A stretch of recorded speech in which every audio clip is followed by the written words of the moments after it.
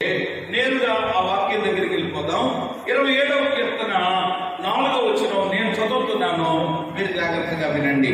యెహోవా యొక్క ఒక్క వరము అడిగితిని, దానిని నేను వెతుకుచున్నాను. యెహోవా ప్రసన్నతను చూచుటకును, ఆయన ఆలయంలో ధ్యానించుటకును నా జీవిత కాలమంతయు నేను యెహోవా మందిరములో నివసింపగోరుచున్నాను. దావీదు ఒక ప్రార్థన గది. ఏమంటే 21 ఉపవాస కూడికలు ఉన్నాయంటే ఖచ్చితంగా ప్రార్థన చేసుకుంటున్నాం కదా. ఇక్కడ కూడా దావీదు ఒక ప్రార్థన చేస్తున్నాడు. దావీదు ఒక మనవిని దేవునికి తెలియజేస్తున్నాడు. అది ఎలా అడుగుతున్నాడు అనంటే, ఏమంటే ఒక వరం అడిగితిని అనే మాట ఉంది ఇక్కడ. ఏమడిగాడంట? దావీదు దేవుడిని అడిగిన ఒక వరం. ఏంటి చెప్పండి? దావీదు దేవుడిని అడిగిన ఒక వరం అడుగుతున్నాడు. ఏంటి ఆ వరం? ఎలాంటి వరం? ఏమిమ్మని ఆయన వరం అడుగుతున్నాడు అని మనం ఆలోచన చేస్తే, ఆయన అడుగుతున్నదల్లా ఇక్కడ మనం నిదానంగా పరిశీలన చేస్తే మనకు అర్థమయ్యింది. సింపుల్ గా చెప్పాలంటే, నా జీవితాంతం ఎప్పుడంట 365 రోజులు మాత్రమే కాదు, 21 దినములు మాత్రమే కాదు, 40 దినములు మాత్రమే కాదు, 50 దినాలు మాత్రమే కాదు, జీవితాంతము ఎక్కడికి పోవాలనుకుంటున్నాడంట? యెహోవా మందిరములో. దేవుడి స్తోత్రం చెప్పండి. ఎక్కడ ఉండాలనుకుంటున్నాడు? అబ్బా, ఎంత అద్భుతమైనటువంటి వరాన్ని నేను అడిగాడు.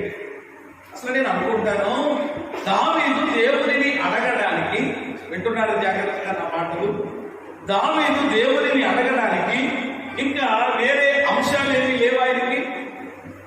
ఏమన్నా లేక దేవుడిని అడగడానికి వేరే మనములు ఏమీ లేవా? లేక వేరే బాధలు ఆయనకి ఏమీ లేవా? వేరే అవసరతలు ఆయనకి ఏమీ లేవా? ఏమంటే చాలా ఉండే ఉండొచ్చు. అంటే దావీదు దేవుడిని, దేవా నా సామ్రాజ్యాన్ని స్థిరపరచు అని అడగలేదు. ఇక్కడ గొప్ప సామ్రాజ్యం ఉంది కదా ఆయనకి. నా సామ్రాజ్యాన్ని స్థిరపరిచే. ఎలాగైనా దేవుడు స్థిరపరిచేశాడు.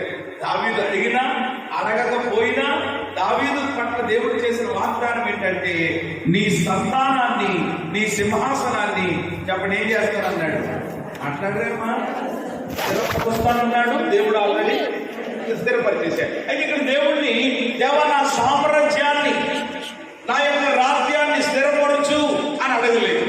లేక ఏమంటే నా యొక్క సైన్యాన్ని దృఢపరచు అని అడగలేదు. సైన్యం ఉంది దావీదుకి. ఆ సైన్యాన్ని ఇంకా బలపరచు నాయన, దృఢపరచు నాయన అని అడగలేదు. ఏమన్నా ఇంకా ఆలోచన చేస్తే, లేక దావీదుకి చాలా మంది శత్రువులు ఉన్నారు. ఎవరున్నారండి?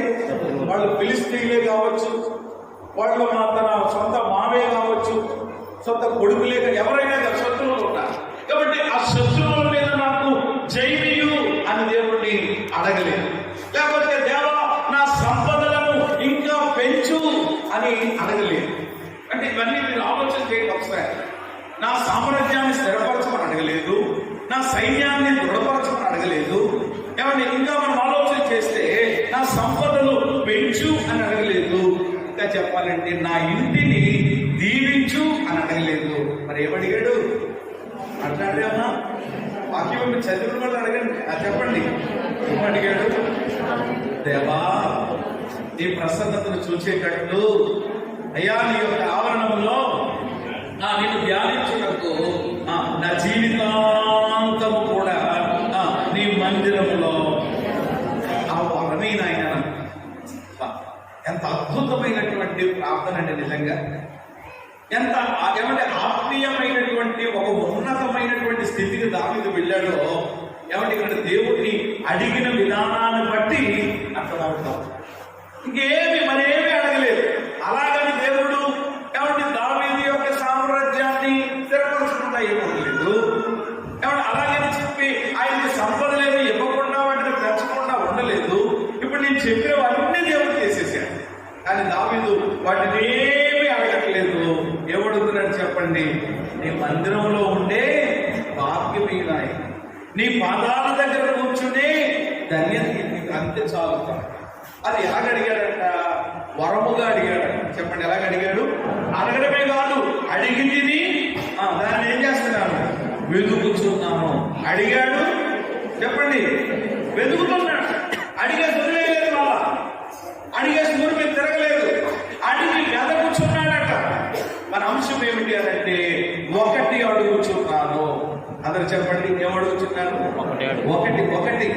చూడండి, మన జీవితంలో ఖచ్చితంగా చాలా మంది చెప్తా ఉంటారు, ఎన్నున్నా కానీ కొంతమంది అంటారు, ఫస్ట్ ఆ ఒక్కటేనండి. ఏంటంట? ఆ ఒక్కటే అయిపోతేనండి. ఆ ఒకటే అంటే ఇంకా లేవని కాదండి, ఇంకా బోల్డ్ సమస్యలు ఉంటాయి, ఇంకా బోల్డ్ అన్నీ ఉంటాయి. కానీ చాలాసార్లు మనం అనేది ఏంటంటే, ఆ ఒక్కటే అయిపోతే కొంచెం ప్రాణం ఏమైనట్టుగా ఉంటుంది, తేలిగ్గా ఉంటుంది. కొంచెం నేను గన్నం గట్టెత్తినట్టే ఆ ఒక్కటి అంటాం. అంటే ఇలాగ మన జీవితంలో ఏదో ఒక ప్రాముఖ్యమైనటువంటిది ఉంటుంది. ఒకటి ఎవరికి ఇక్కడ దేవుణ్ణి ఎవరు ఒకటి అడుగుతున్నాడు అనమాట. ఏమిటి ఆ ఒకటి అనంటే, దేవుడి యొక్క సన్నిధిలో జీవితాంతము అతడు ఉండిపోవాలని అడుగుతున్నాడు. నిజంగా మనకే కనుక దేవుడు కనబడి అంటున్నారు కదా, దేవుడు మనల్ని ఖచ్చితంగా 21 దినాల్లో దర్శిస్తాడు ఆయన. అందుకని ఈ కూడికల్లో నేను మీకు ఆహ్వానం ఎలా పెట్టాను అనంటే, చూసే ఉంటారు కదా ఆ యొక్క పాంప్లెట్ లో, దేవుని సన్నిధిని అనుభవించడానికి దైవ ప్రత్యక్షత చదవలేదు చాలా మంది. అటువంటి చూడడం కదా మనం, పొద్దున్న ఎక్కితే ఎవడేం పెట్టాడని చెప్పి ఏం చూసుకుంటారు, కానీ ఇవి చూడరు అనమాట. సరిగ్గా నిదానంగా చదవలేదేమో పాంప్లెట్ కూడా. మీకు ఇచ్చింది కాదు స్టేటస్ లో కానీ గ్రూప్ లో కానీ ఉన్నటువంటిది. అక్కడ మీకు ఇచ్చిన పిలుపు ఏంటంటే, దేవుని సన్నిధిని అనుభవించడానికి, దైవ ప్రత్యక్షత పొందడానికి ఆయన సన్నిధికి రండి. ఆమేన్, హల్లెలూయా. ఏం అనుభవించడానికి రావాలి? అమ్మా చెప్పండి. సన్నిధి. ఎందుకంటే ఖచ్చితంగా దేవుని యొక్క సన్నిధిలో ఆయన సన్నిధిని అనుభవిస్తాము. ఆయన సన్నిధి ఎవరి మనకి దొరికేటువంటి ఆయన ప్రజెన్స్ ఎవరి ఇక్కడ ఉంటుంది. ఆయన యొక్క మందిరంలో దావీదు తప్పనైతే దావీదు ఆశ అదే.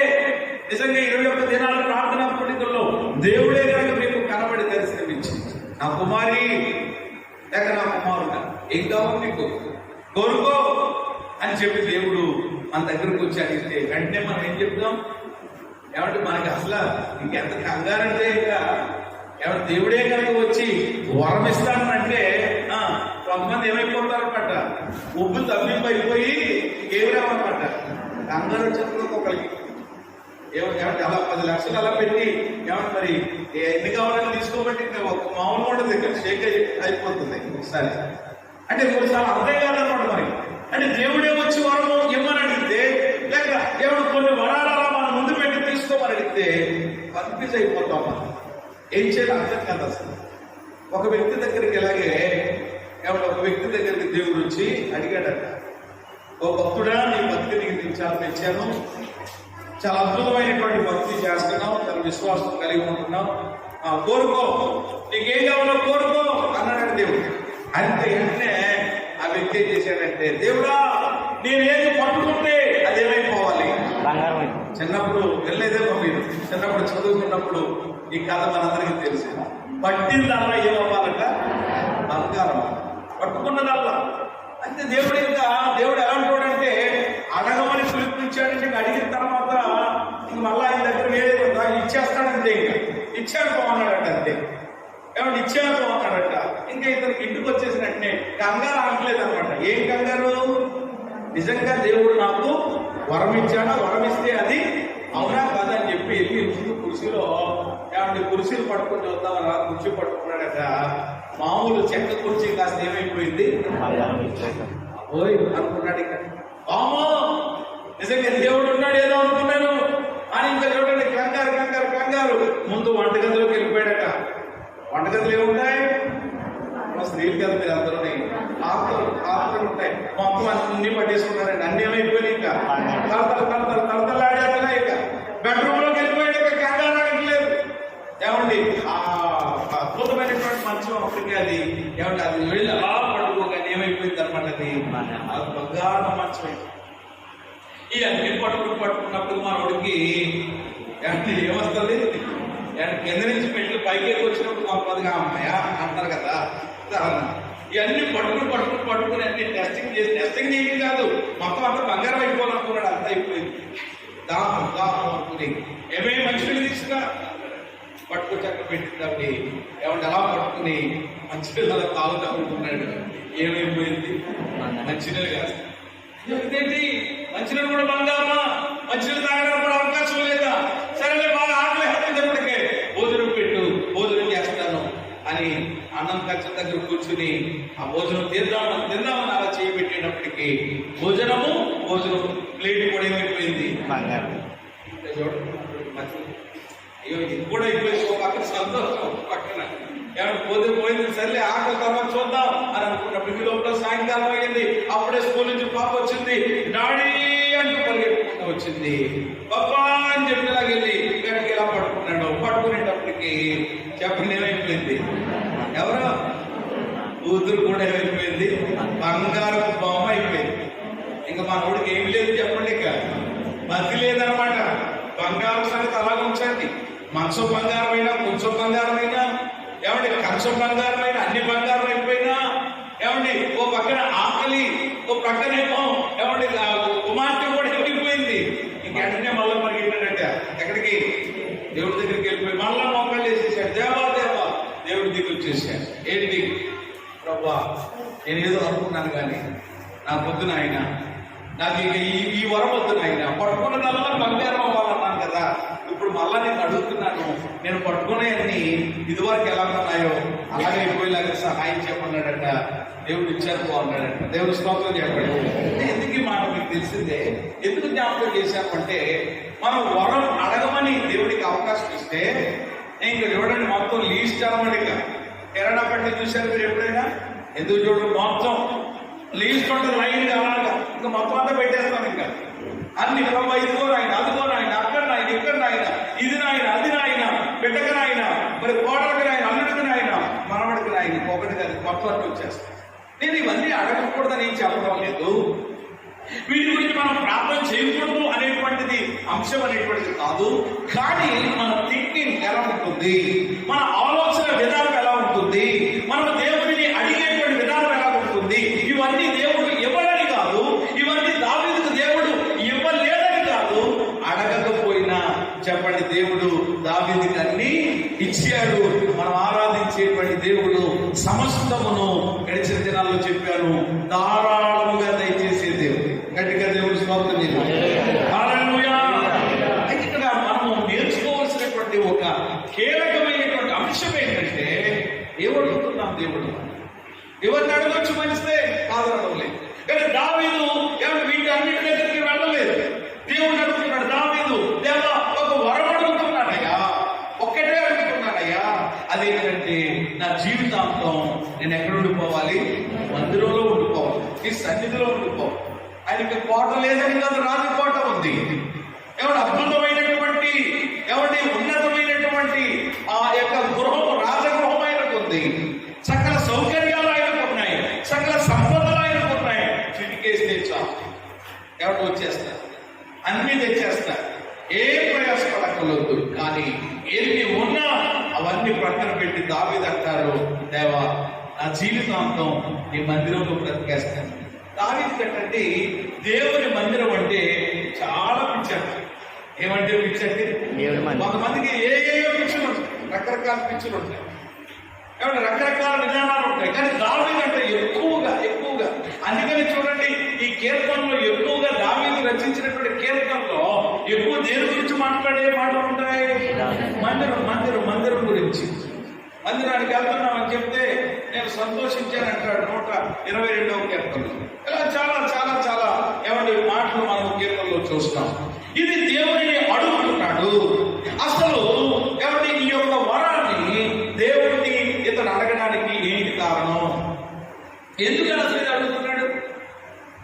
ఎందుకు దేవాన్ని నా జీవితాంతం నీ మందిరంలో ఉండిపోవాలని ఏమంటే ఒక వరముగా, ఒక కోరికగా దేవుడు అడుగుతున్నాడో మనం ఆలోచించిపోతున్నాం. జాగ్రత్తగా నా మాటలు మీరు గమనిస్తూ ఉంటారు. అసలు ఈ వరము అడగడానికి కారణం ఏంటి? అసలు దేవుని మందిరంలో ఏమి దొరుకుతుంది? దేవుని యొక్క మందిరంలో కలిగే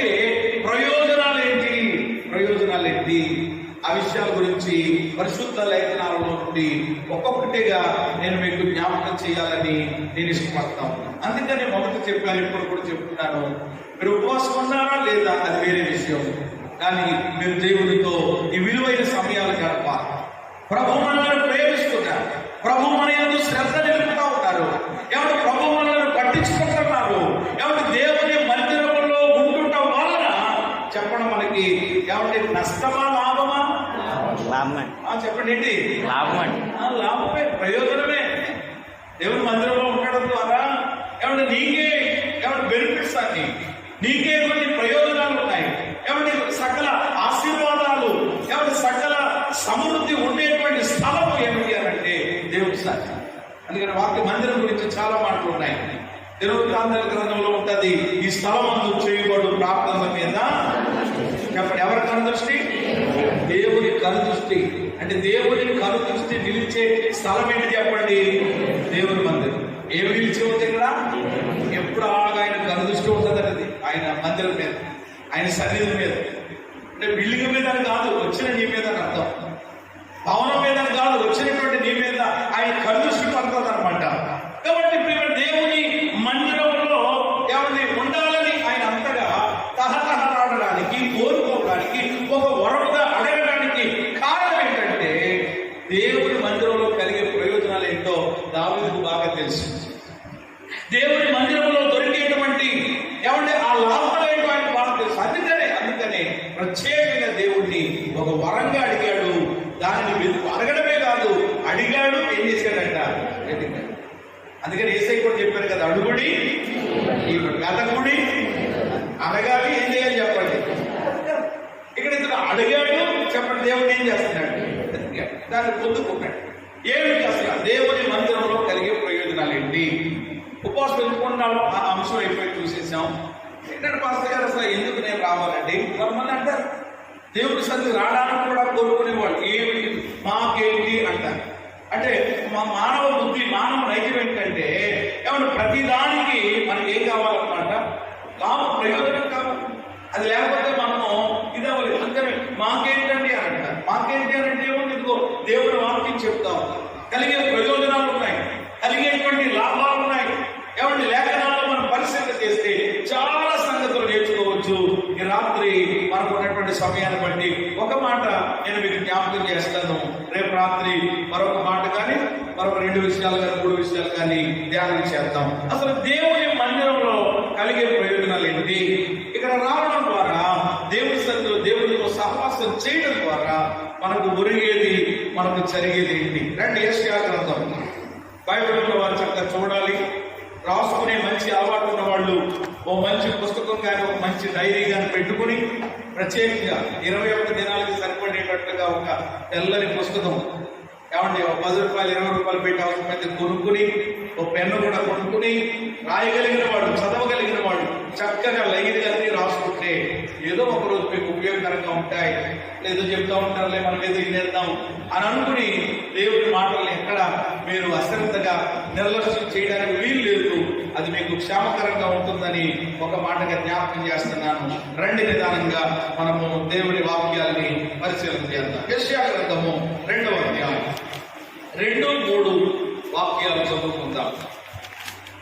యెషయా ప్రవచన గ్రంథము 2వ అధ్యాయం 2-3 వచ్చిన అంత్య దినములలో పర్వతముల పైన యెహోవా మందిరం పర్వత శిఖరమున స్థిరపరచబడి కొండల కంటే ఎత్తుగా ఎత్తబడును.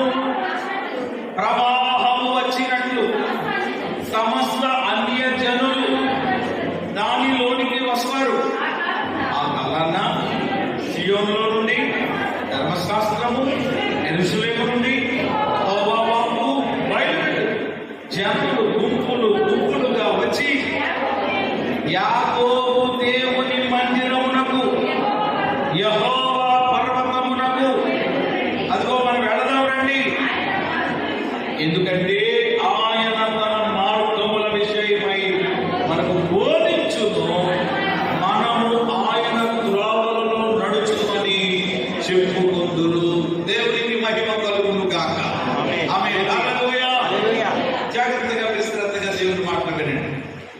పాస్టర్ గారు దేవుడి మందిరానికి రావడం వల్ల ఏంటంటే నాకు అనేటువంటి ఆలోచన ఎవరిలోనైనా ఉందా?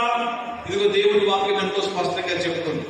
ఈ సత్యం ఎరిగిన దావీదు ఆ ప్రార్థన చేశాడు.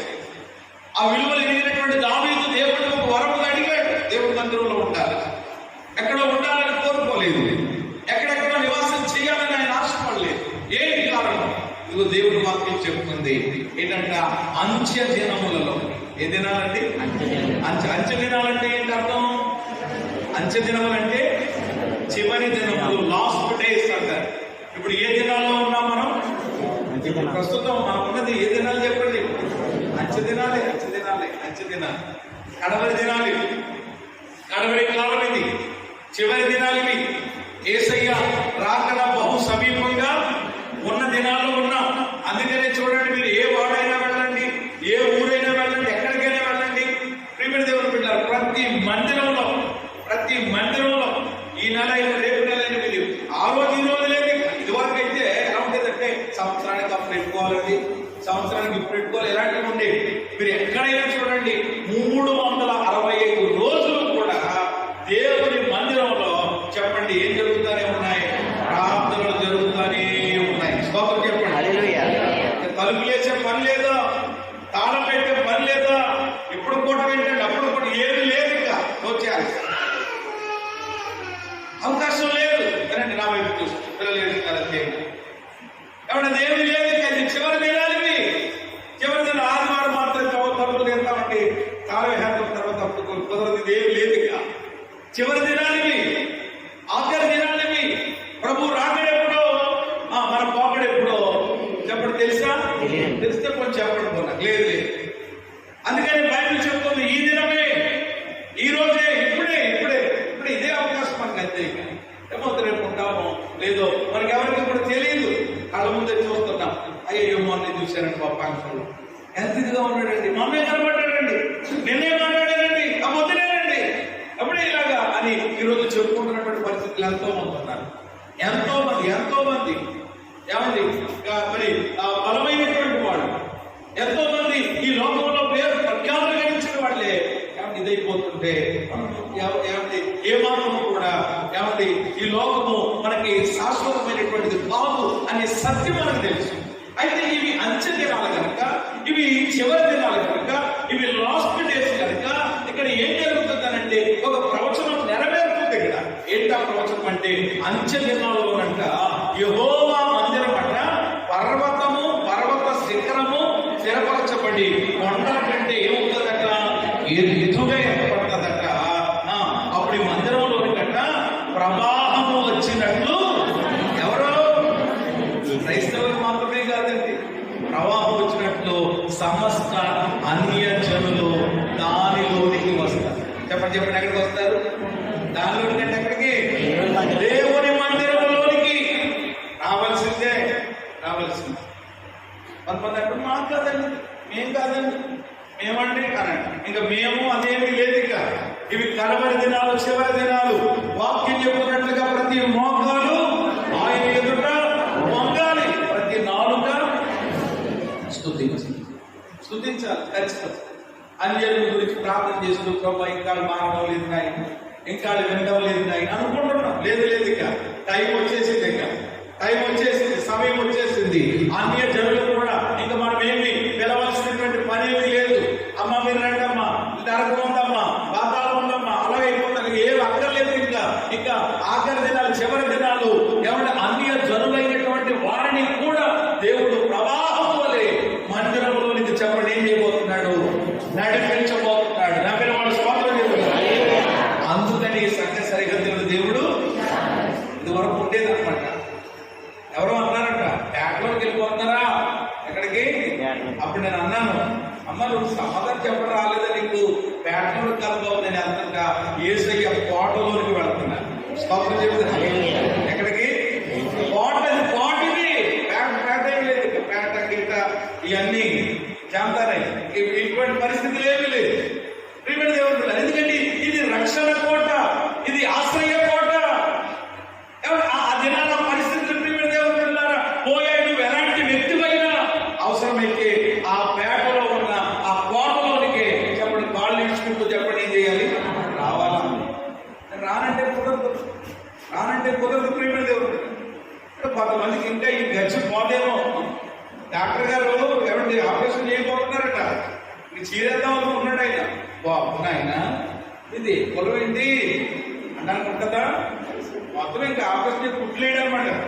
ఏ ఖర్చు లోపల దరిద్రం మొత్తం ఒకటి అయిపోతుంది. కొంతమందికి ఏంటో తెలియదండి. కయ్యి దానం ప్రభు వారిని దర్శించును గాక. ఇప్పటికే దర్శించేసే లేదు ఇక. ఇవన్నీ ప్రేమ దేవుడు. ఇలాగ కొంతమందికి ఈ విధానాలతోటి ఏమంటే దేవుడి యొక్క మందిరంలో రాకుండా అలాగని ఇలాగని మేము అంటే అదేంటి మేము ఇదండి ఏంటి అసలు ఏంటి నీలో ప్రవహించేది ఏంటి, ఏమంటే నీలో ఏమంటే ఉండేది ఏంటి, ఏమంటే నీలో ప్రవహించేది రక్తమే, మరొక వ్యక్తిలో ఉండేది రక్తం. ఇవన్నీ మనుషులుగా ఇవన్నీ మనము చెప్పండి చేసింది కలిగించి అవసరం ఉంటే ఇంకా కాలే ఏముండదు ఇంకా అన్ని బాబాను ఆయన ఇంక ఎన్ని డైలాగులు ఎన్ని మాటలు వచ్చేస్తాయి. కాబట్టి అది ఒకనాటి స్త్రీలు ఒకనాటి పరిస్థితులు. కానీ వాక్యం చెప్తుంది, నేను చెప్పట్లేదు ఈ మాటలు. అన్య జనులైన వారు కూడా ఎక్కడికంటే చెప్పండి ఎక్కడికి వచ్చేది, ఎక్కడికి వస్తున్నావు నువ్వు చెప్పాలి అలాగా. నేను ఎక్కడికి వెళ్తున్నానంటే నా దేవుడి నా తండ్రి సన్నిధికి వెళ్తున్నాను. అందుకని దేవుడు ఆశ్చర్యకరంగా ఈ మందిరం యొక్క సరిహద్దులను విశాలపరచడానికి దేవుడు తన ప్రణాళిక ఉద్దేశించడానికి కారణం ఏంటంటే, ఇదిగో మీ కళ్ళతో మీరే చూస్తారు. దేవుని కృపను బట్టి నేను ఆనబడి చెబుతా ఉన్నాను. నేనే నా సేవకుని మాటను చెప్పండి దేవుడు ఏమన్నాడు, రూఢిపరుస్తానన్నాడు. దేవుడు మహాకృప అతిశయంతో చెప్పట్లేదు. నేను ఈ పులిపెట్టి మీద నిలబడి చెప్పిన ఏ మాట అయినప్పటికీ కూడా దేవుడికే మహిమ. దేవుడు దానిని ఎప్పటి వరకు నెరవేరుస్తూ వచ్చారు. ఆయన కృపను బట్టి నెరవేర్చబోతున్నారు కూడా. చేతులు ఎత్తిపోతుంది. మీరే చూడబోతున్నారు. ఇంకా అన్య జనులు అనేక వస్తామని మాకు ఎక్కడ దేవుడు లేదు. దేవుడు చాలా గొప్పవాడు బాబాయ్, ఎంత మంచి దేవుడు అండి బాబు. మీ ప్రార్థన అంటే మాకు చాలా ఇష్టం అండి, మీ పాటలు అంటే మాకు చాలా ఇష్టం అండి, మీ ఆరాధన అంటే చాలా ఇలా చెప్పే వాళ్ళు ఎంతో మంది ఉన్నారు. కానీ ఇదిగోండి వాళ్ళు ఇలా కంటారు, ఏళ్ళు ఇలా కంటారు.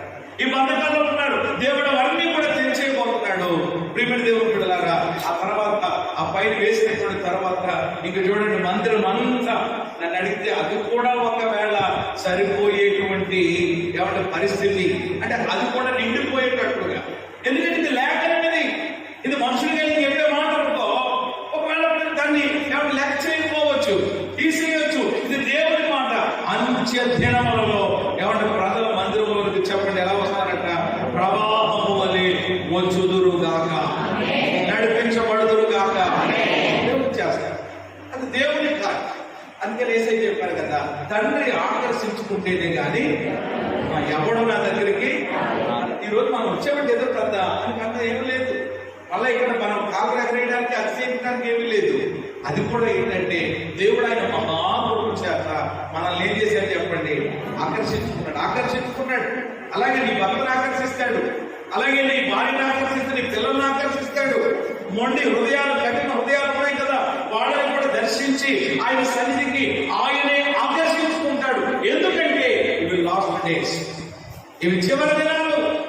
ఇకేదో చెప్పుకోవడానికి లేదు, ఇక చూద్దామని అనడానికి లేదు. ఇక చేద్దామంటే ఈ లోపల ఏం జరగబోతుందో. కాబట్టి వస్తారని ప్రవచనం ఉంది. వస్తారు, ఎందుకు వస్తారు? ప్రవాహం వలె వస్తారు.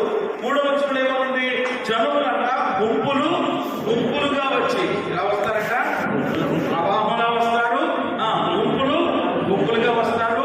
అసలు ఎందుకని అసలైనటువంటి ఐడియా మనం అక్కడికి వచ్చేస్తున్నాం. యాకోబు దేవుని మందిరమునకు, యెహోవా పర్వతమునకు వెళ్ళుదాము.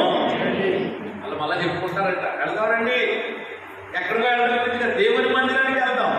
యాకోబు దేవుని మందిరం, ఆ మందిరానికి వెళ్తామరంట, వెళ్తామరండి అని జనులు, ప్రజలు ఒకరికొకరు చెప్పుకుంటూ ఉంటారట. ఎందుకు ఎవరు అలా చెప్పుకుంటారు? ఎందుకు వాళ్ళు వస్తారంటే దేవుని మందిరంలో కలిగే ప్రయోజనాల్లో మొదటి ప్రయోజనం చెప్పడానికి ఈ మాటలన్నీ నేను మీకు జ్ఞాపకం చేస్తూ వాటిని వివరిస్తూ వస్తున్నాను. అక్కడ మంచి ఆలోచన ఉంది. ఎందుకు దేవుని మందిరానికి మనం రావాలి, లేక ఎందుకు వస్తాం, రావడం ద్వారా కలిగే ప్రయోజనం ఏంటంటే, ఆ 3వ వచనం ఆఖరి లైన్లో ఆయన తన మార్గముల విషయమై మనకు దేవుని మందిరంలోకి రావడం వల్ల కలిగే మొదటి ప్రయోజనం ఏంటి అని అంటే, దేవుని మార్గముల విషయమై. ఎవరి ఇక్కడ బోధ దొరుకుతుంది. ఏం దొరుకుతుంది? ఎందుకు రావాలి దేవుడి సన్నిధికి? రావడం వల్ల ఏంటి ప్రయోజనం అని అంటే దేవుని మార్గముల విషయమైన బోధ దొరుకుతుంది. ఏం దొరుకుతుంది ఇక్కడ? మాట్లాడరేమా? అన్ని వదిలేయండి, బోధ అనండి సార్ అనండి ఒకసారి గట్టిగా. బోధ ఏం దొరుకుతుందండి? బోధ దొరుకుతుంది. బోధ నీకు బాధ ఉండొచ్చేమో, కొందరికి బోధ ఎలా ఉంటుంది అనమాట, అది చెల్లు బాధ ఉంటుంది. ఒకటి కాయ ఉండేవాడు అనమాట, అస్సలు వాక్యం ఉండేవాడు కదా, అలా కూర్చోడు ఇలా కూర్చోడు నాకు చెప్తేలాగా అన్ని మరి గమనిస్తా ఉంటాం కదా దేవుడి సేవకులుగా. కొంతమంది చూస్తే నిజంగా ఎంత శ్రద్ధగా వింటారు, వీళ్ళు ఎంత ఆసక్తిగా వింటారు తెలిసిపోద్ది అనమాట. ఒక కవళికలు సేవకుడు, దైవ సేవకుడు వాటన్నిటిని ఎవరిని గమనించగలుగుతాడు దేవుడి ఆత్మ ద్వారా, మనుష్యాత్మ ద్వారా కాదు. ఎవరి ఇలాగా ఎవరి బోధ దొరుకుతుంది. దేని గురించిన బోధ అంటే, దేని గురించిన బోధ? దేవుని మార్గం. చెప్పండి, దేని గురించి? నీ సొంత మార్గాలు కాదు, నీ సొంత మార్గాల గురించినటువంటి బోధ, దేవుని మార్గాలు. అవి చాలా ప్రత్యేకంగా ఉంటాయి. అలా అక్కడికి వెళ్తే అది ఒక అంశం అయిపోతుంది. దేవుని మార్గాలు అనగానే దేవుని మార్గాలు చెప్పండి ఎలాంటివి? దేవుని మార్గాలు ఎలాంటివి? ఏమంటే దేవుని మార్గాలు సత్యమైనవి. చెప్పండి, దేవుని మార్గం ఎలాంటిది? సత్యమైనవి. దేవుని మార్గంలో అసత్యానికి సత్యమైన మార్గం. అందుకని చెప్పారు, నేనే మార్గాన్ని, నేనే సత్యాన్ని, నేనే ప్రేమ దేవుడు పిల్లలు. ఆయన మార్గం సత్య మార్గం. ఆయన మార్గం ఏమండి యథార్థమైనటువంటి మార్గం, యథార్థమైనటువంటి మార్గం. ఏమండి ఆయన యొక్క మార్గము పరిశుద్ధమైనటువంటిది. ఎలాంటిది చెప్పండి? పరిశుద్ధమైన. పాడతాం కదా మనము, యెహోవా నా బలమా యథార్థమైనది పరిపూర్ణమైనది యెహోవా. ఆయన మార్గం ఎలాంటిదండి?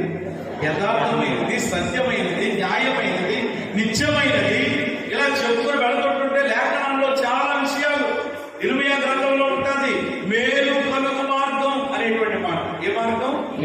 మార్గం నీకు మేలు. మార్గంలో వస్తే నీకు మేలు. ఈ మార్గంలో రావడం ద్వారా నీకు క్షేమం.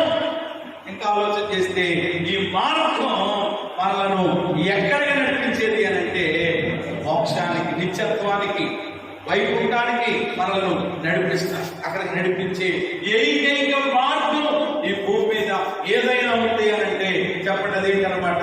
యేసయ్య మార్గం. చెప్పండి, ఏ మార్గం?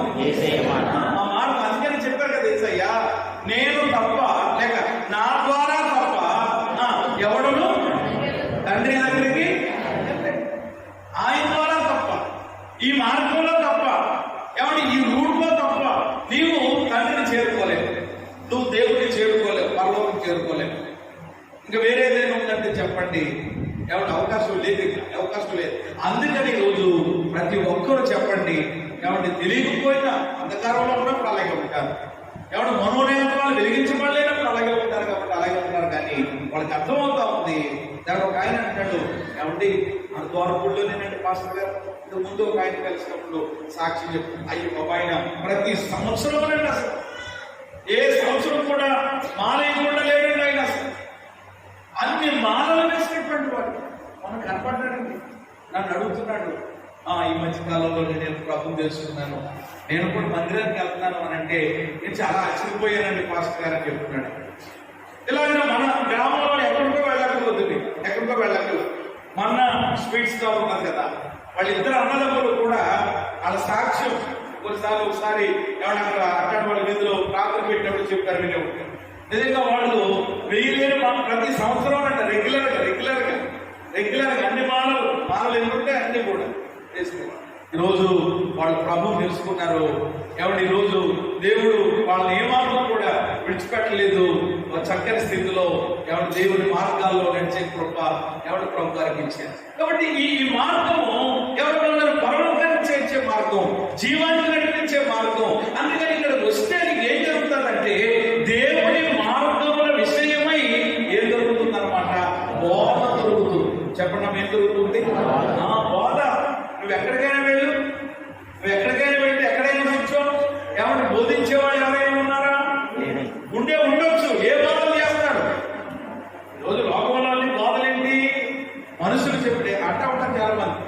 వరకు అండి చాలా చక్కగా ఉండేవాడు అండి. ఏంటో తెలియదు.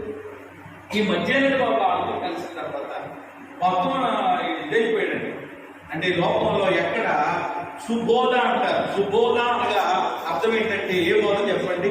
మంచి మంచి బోధ చెప్పే చోటు, మంచి బోధ ఎవరిని చెప్పేటువంటి స్థలము ఎవరి ఎక్కడా కూడా ఎక్కడైనా ఉందండి చెప్పండి. ఒకవేళ నేను వస్తాను, నన్ను కూడా తీసుకెళ్ళి తిరిగాడు. బట్టల మార్కెట్ దగ్గర అక్కడ ఉందండి ఏమండి. మొన్న ఎవరు అంటున్నారు వెనకాలేనంట, ఎవరి షాప్ అయిపోయినాయి వెనకాలేనంట, ఎవరి మీటింగ్ అంట. అక్కర్లేని విధానం, భయంకరమైనటువంటి సహవాస.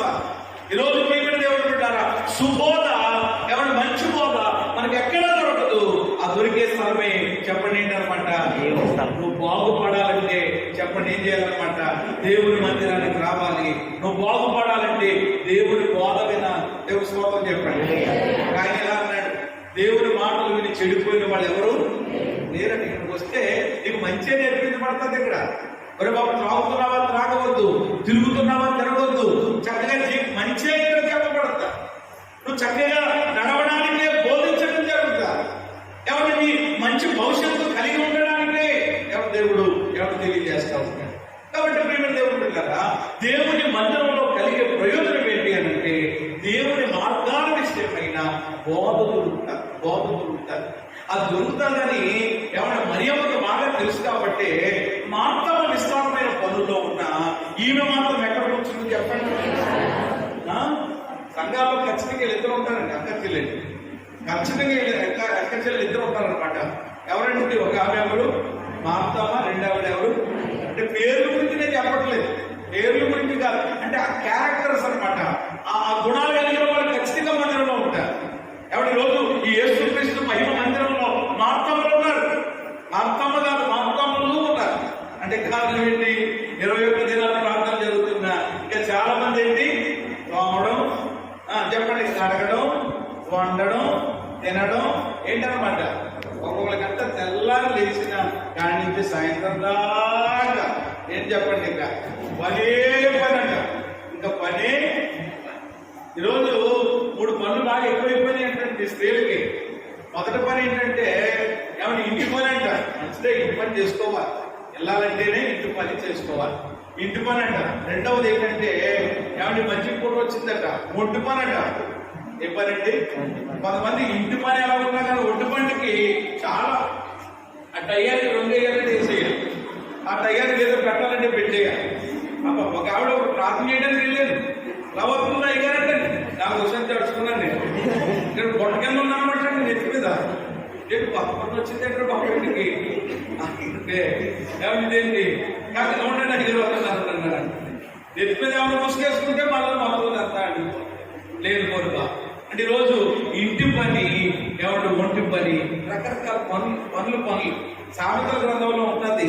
నీ పనుల భారాన్ని ఏం చేయాలంట, అప్పుడు నీ ఉద్దేశాలు ఎన్ని ఉంటాయి.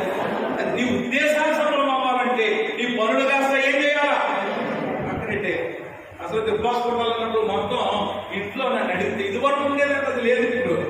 ఎందుకంటే బలహీనతల పరిస్థితి. ఇదివరకు నా చిన్నప్పుడు మామగారితో పాటు ప్రార్థనకి వెళ్తా ఉంటుంటే 3 రోజులు ఉపవాసకుంటాలు ఇచ్చేవారండి. ఇంకా 3 రోజులు ఏంటంటే ఇంకా ఎవరి ఇంటిలో కూడా ఏమి వెళ్ళకూడదు అనమాట. అసలు ఇక పొయ్యి వెలిగే అవకాశం లేదు. ఇక ఎలగడానికి అసలు ఇంట్లో ఉంటేనే కదా.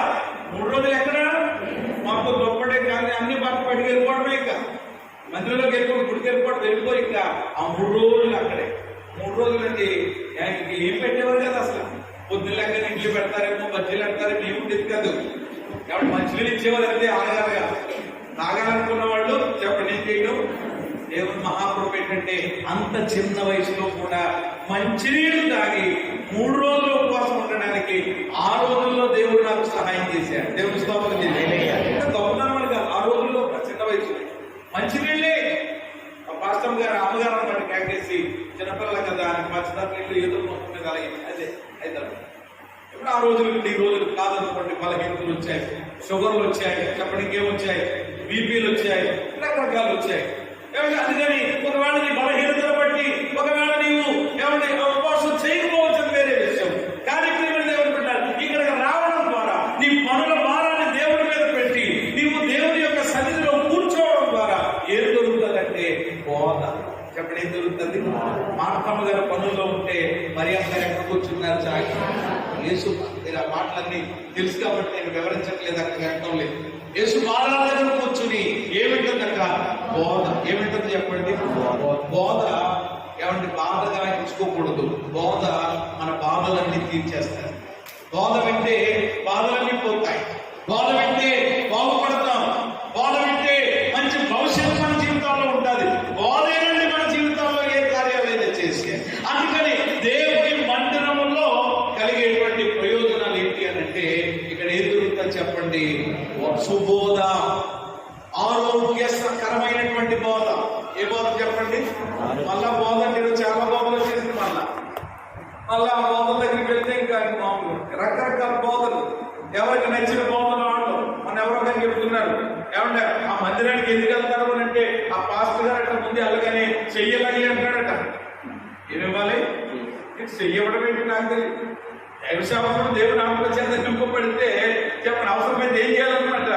చెయ్యేసి ప్రార్థన చేస్తారు కానీ చెయ్యలాగా మాట పెట్టి మనవాళ్ళు ఏమన్నా ఇప్పుడు చేతులు ఇవ్వడం, కాళ్ళు ఇవ్వడం ఇలాగన్నమాట. బాధ అక్కర్లేదు వీళ్ళకి. అసలు బాధే కదా బ్రతుకులు మార్చే, జీవితాలు మార్చేది అక్కర్లేదు. చేతులు ప్రియమైన దేవుడు బిడ్డలారా, ఆ చేతుల్లో చూసి ఏదో ఎవరో కావడం చెప్తుంది. ఏమన్నా ఆయన చెప్పాడంటే ఇలా ఇవన్నీ కావాలని మన వాళ్ళకి. ఇదిగో కొత్త పెళ్ళైంది కదా మీ ఎవరి కొడుక్కి, మీ వాళ్ళు 6 నెలలు నీ మాట వింటారు. ఎందుకు ఎవరితో చెప్తుంది మాటలు? ఇవన్నీ ఎందుకు వచ్చిన గొడవ అసలు ఇవన్నీ ఎందుకు వచ్చింది? ఎవరి గోడలు అత్తగారు ఇవన్నీ ఎందుకు అసలు? వాక్యం చెప్పడం, దేవుడి సన్నిధిలో దేవుడి మాటలు ప్రార్థన చేయడం అంతే కదా మా పని. ఆయన అంటున్నాడట 6 నెలలు కాదు మీ గోడలు. ఎవరి మాట? మా అత్తగారు ఉన్నారు కదా, అత్తగారు మీరే కాబట్టి అత్తగారితో అంటున్నాడట ఆయన. 6 నెలలు 4 నెలల తర్వాత మామూలు పడితే అసలు నీ మాట అసలు ఆలోచన చేయండి. 6 నెలలు కాదు, ఈ రోజు పరిస్థితి చూస్తే కొత్తగా పెళ్ళైనటువంటి ఆ కోడల్లో 2 నెలలు 3 నెలలు ఏం చేస్తానని చెప్పండి. 6 నెలల దాకా పోయాడు ఆయన. నేను అంటాను అసలైతే 2-3 నెలలే, ఏమన్నా అసలైతే 1 నెలే. ఆలోచన ఇవన్నీ ఏమంటే వీటి సంగతి ఏంటి? అసలు నువ్వు చెయ్యడం ఏంటి? ఆ చెయ్యి చూసి చెప్పడం ఏంటిది? ఏమి ఇట్లా ఏమన్నా ఆలోచన లేదు. నువ్వు అసలు దేవుడి మందిరానికి నువ్వు ఎందుకు వెళ్ళాలి అని అంటే ఏమిటానికి చెప్పండి? బాధే అన్నట్టుకి మనిషి కాదు. బాధ. అందుకనే చూడండి, అందుకనే నేను యేసయ్య గురించి చెప్తాను. ఎక్కడైనా ఏదైనా ఒక అద్భుతం యేసయ్య చేశాడు అని అంటే అది ఒక స్వస్థత కార్యమైన, విడుదల కార్యమైన, అద్భుత కార్యమైన ఏదైనా ముందుగా యేసయ్య ఏం చేశాడు చెప్పండి? మాట్లాడేమా? మీరు ఏదైనా మార్పులు 4 స్వార్థలు ఉన్నాయి కదా. ఎక్కడైనా యేసయ్య ఒక అద్భుతం చేశాడు. చేపలు ఆ సందర్భం మనకు తెలుసు. ఇంకోటి చెప్తారా ఉన్నాయి చెప్పడానికి. ఆ అద్భుతాన్ని ముందు చేసిన పని ఏంటి చెప్పండి? ముందేం చేశాడు ఆయన? ముందేం చేశాడు ఆయన? చేతులు కాళ్ళు ఏం చూడలేదు. ఎవరి వేరే ఎలాగవుతుంది ఎలాగవుతుంది ఏం చెప్పలేదు. ఆయన చెప్పింది అలా ఏంటంటే ముందేం చెప్పేవాడు అనమాట. వాక్యం అయిన తర్వాత వాళ్ళకున్న అవసరతలను బట్టి దేవుని మహాకృప మంగళవారమైన, శుక్రవారమైన, ఆదివారమైన ఎప్పుడైనా అదే మాదిరి ఏమంటే అదే బాటలో అదే మార్గంలో నడవడానికి ప్రభు సహాయం చేస్తున్నాడు.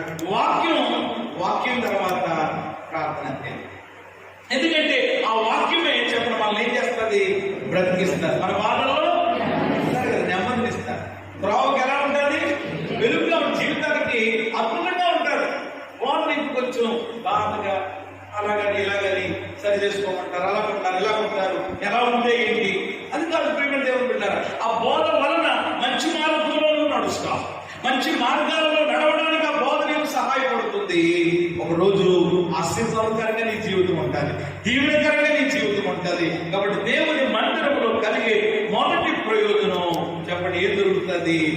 బోధ దొరుకుతుంది. బోధ దొరికే స్థలం దేవుని సహాయం. కాబట్టి దేవుని బోధ వింటారు, దేవుని మాటలు వింటారు. ఏమండి ఆయన సన్నిధికి రావాలి.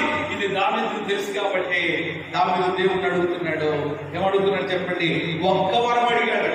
ఎన్ని వరాలండి? 10 అడగలేదు, 20 అడగలేదు, ఒక్కటే అడిగాడు. ప్రభువా ఈ మందిరంలో నేను నా జీవితాంతం ఉండిపోవాలనుకుంటున్నాను. ఏమడగలేదు, మరొకటి ఏమి ఆయన ఆశించలేదు. తెలుసు ఆయనకి దేవుని మందిరంలో ఉండాలని ఎందుకు అడిగాడంటే ఆయన తెలుసు దేవుని మార్గముల విషయమైన బోధ దొరికే స్థలం దేవుని మందిరం ఎరిగిన వాడు కనుక అది అడిగాడు. ఇదిగో దేవుని మందిరంలో కలిగే ప్రయోజనం, పాస్టర్ గారు ఎందుకు రావాలని నేను ఎవరు వస్తే ఏంటండి అని అంటే కనుక ఇదిగో నీ జీవితం మార్పు చెందడానికి, నీ జీవితం ఆశీర్వాదకరంగా ఉండడానికి, నీ అనేకులకి దీవెనకరంగా మారడానికి బోధ దొరికే స్థలం దేవుని మందిరం కనుక ఇక్కడ దేవుని బోధ దొరుకుతుంది. ఆ బోధే నీ బాధలన్నీ ఆటోమేటిక్ గా తీసేస్తుంది. ఆ బోధే నీ సమస్యలన్నిటికీ పరిష్కారాన్ని చూపిస్తుంది కనుక ఆ వరాన్ని దేవుని దగ్గర మనం కూడా అడిగేవారిగా ఉందాం. దేవుని మందిరంలో కలిగే ఈ మొదటి ప్రయోజనాన్ని సొంతం చేసుకుందాం. మిగతా విషయాలు రేపటి పాటలో ధ్యానం చేద్దాం. దేవుని ఈ మాటలు ఇప్పటికీ మన వినికిడిలో దీవించి ఫలభరితంగా చేయను గాక. ఆమేన్.